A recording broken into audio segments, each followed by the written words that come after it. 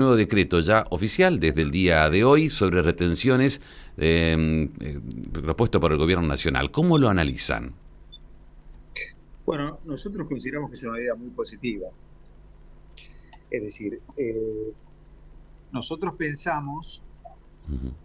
que hace rato que, digamos, las detenciones son un factor muy negativo para la exportación argentina. De hecho, hay muy pocos países que lo imponen. Solo las Islas Salomón, Kazajstán y algún otro tiene derechos superiores a la Argentina. Eh, de manera que obviamente es una medida que va en la dirección correcta. Sí. Eh, ¿Todo está perfecto? ¿Va toda en esa medida? ¿O hay algo que falta? Vamos a ver qué estaría faltando entonces para que sean beneficiados del 100%. Bueno, en verdad, digamos, hay economías regionales ya tenían arancel cero en muchos casos.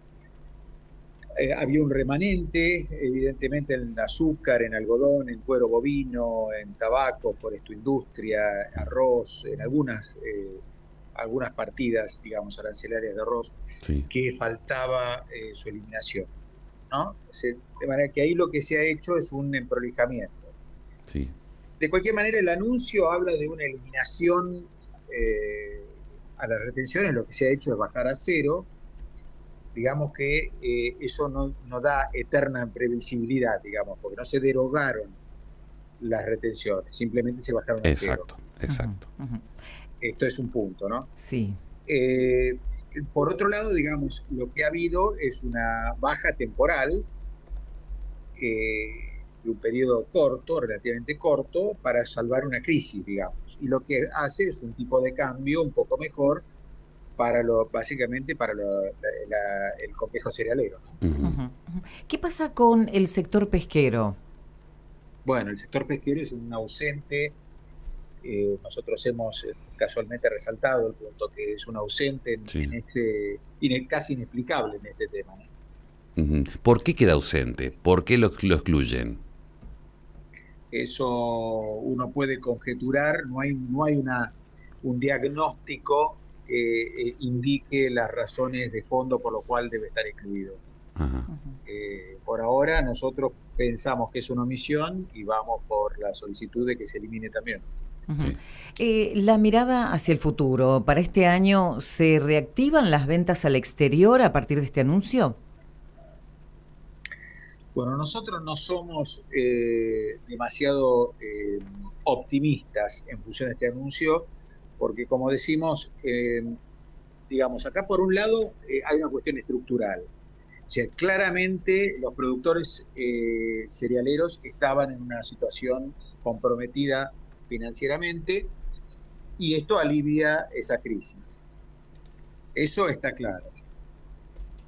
No altera, como decíamos, las proyecciones que nosotros tenemos en este punto para la manufactura de Ujú. origen agropecuario, ¿no? O sea, fundamentalmente para las economías regionales. Sí. Entonces, el gran actor para el año 2025 sigue siendo petróleo y gas, ¿no? Sobre todo petróleo, digamos. Ajá.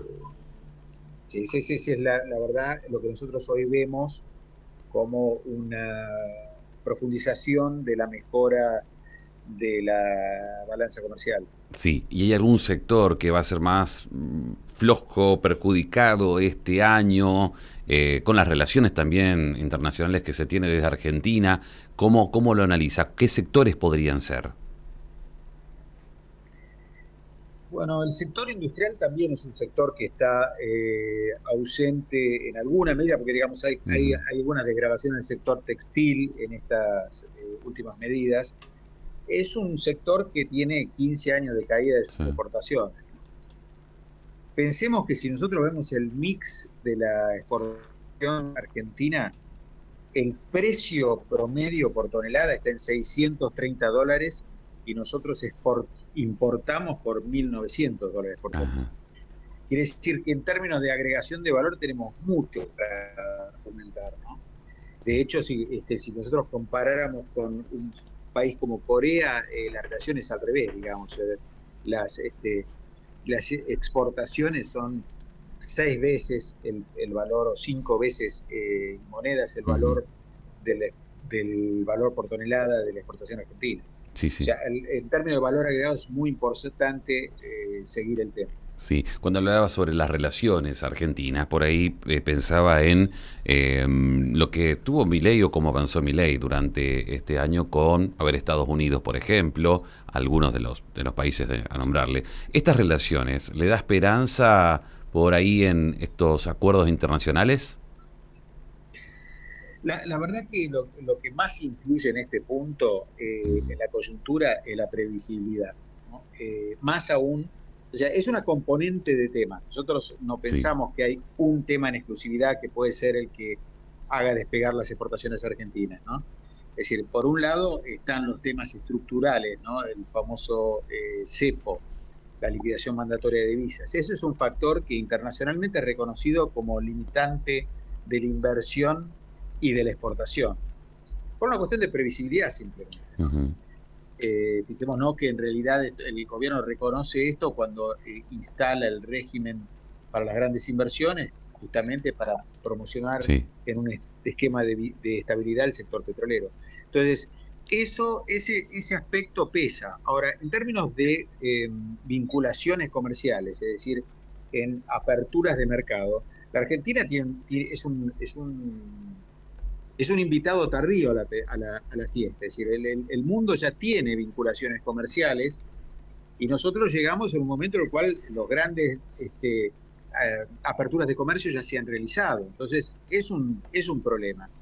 De hecho, el acuerdo con la Unión Europea no podemos esperar que tenga resultados, aún y si siguiera el proceso de aprobación y consiguiera su aprobación en la Unión Europea, no va a tener efectos en este año y no va a tener efectos en el año 26 tampoco, es quizás de 26 en adelante. Sí. No quiere decir que estemos mal en esa dirección, pero digo simplemente en cuestión temporal no va a generar ningún impacto. Y por otro lado, es sujeto de qué hagamos con el Acuerdo de París. Si nosotros abandonamos el Acuerdo de París, nosotros abandonamos el acuerdo con la Unión Europea, o sea, no vamos a tener los beneficios del acuerdo. En cuanto a Estados Unidos, lo vemos con un proceso lento. Nosotros somos proclives a avanzar con Estados Unidos, inclusive en aspectos que podemos avanzar. Podemos hacer un acuerdo de armonización normativa o un acuerdo también un acuerdo de facilitación de comercio, acuerdos que Brasil tiene y que Uruguay tiene. Entonces no sería un problema a nivel Mercosur. Un acuerdo de libre comercio con los Estados Unidos va a tardar y hay que ver qué hace la administración Trump con el incremento prometido de aranceles y demás. O sea, es un momento difícil para preverlo. Sí, sí.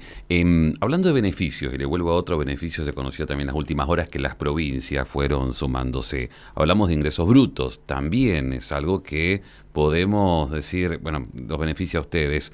¿Deberían avanzar con otros temas también como para facilitar un poco a los empresarios, a los industriales, a los exportadores, a las pymes?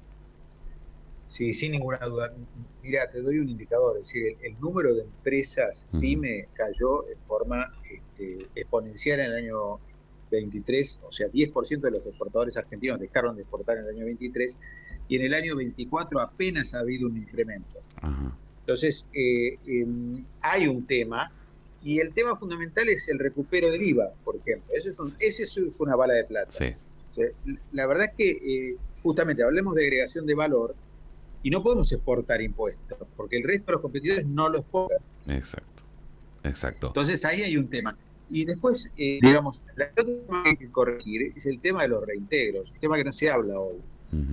Pero pensemos que en algunos sectores bajaron los derechos, pero también bajaron los reintegros a cero. Y la realidad es que no dejaron de pagar impuestos los sectores, con lo cual estamos exportando impuestos. Eso no puede ocurrir.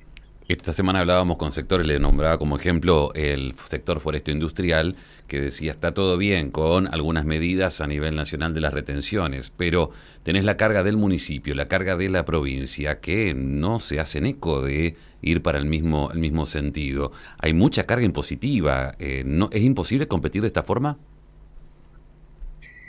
No es imposible, pero es muy difícil. Ujú. Acá lo que necesitamos, obviamente, es realmente una estrategia que nos permita aumentar en forma significativa las exportaciones. Sí. No una cuestión de variación de sequía o no sequía o una solución coyuntural.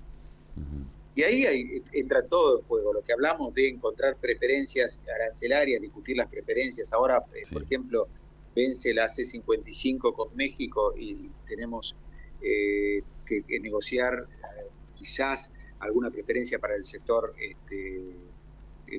alimenticio en conjunto, digamos. Tenemos temas de agenda con India, con China, es decir, hay montones de acciones que se pueden hacer desde el punto de vista de lograr acceso.